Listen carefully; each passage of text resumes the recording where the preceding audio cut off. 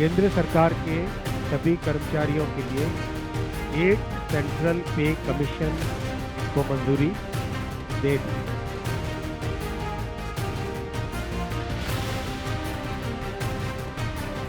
केंद्र सरकार ने 8वें वेतन आयोग के गठन को मंजूरी दे दी है, जिसके बाद सरकारी कर्मचारियों में खुशी की लहर है। माना जा रहा है कि इस बार सरकारी कर्मचारियों के वेतन में 186% की वृद्धि हो सकती है। इसके अलावा पेंशनर्स को मिलने वाली पेंशन में भी बड़ा इजाफा हो सकता है।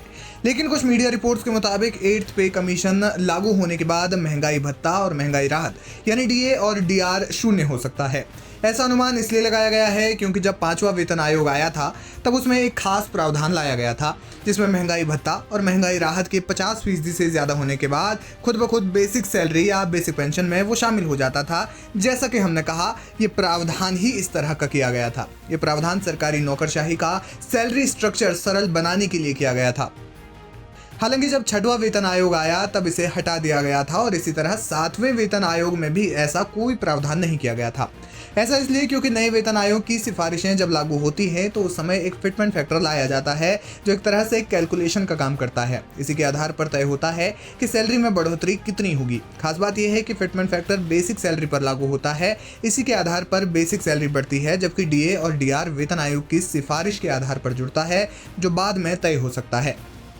बता दें कि केंद्र सरकार महंगाई को देखते हुए हर 6 महीने में सरकारी कर्मचारियों के लिए और पेंशन धारकों के लिए महंगाई भत्ते में संशोधन करती रहती है। माना जा रहा है कि 2 महीने के बाद यानी मार्च में केंद्र सरकार महंगाई भत्ते से संबंधित एक बड़ा ऐलान कर सकती है। क्या डीए और डीआर हो जाएगा 0? कहा जा रहा है कि जिस दिन से 8वां वेतन आयोग लागू होगा, जिसकी संभावना 1 जनवरी 2026 से जताई जा रही है, उसी दिन से महंगाई भत्ता शून्य हो जाएगा। इसके अलावा सरकार मकान किराया भत्ता यानी एचआरए का प्रतिशत भी कम कर सकती है, लेकिन इसकी जगह सैलरी में एक बड़ा उछाल आ सकता है। हालांकि केंद्र सरकार के कर्मचारियों का एक बड़ा हिस्सा महंगाई भत्ते में जाता है।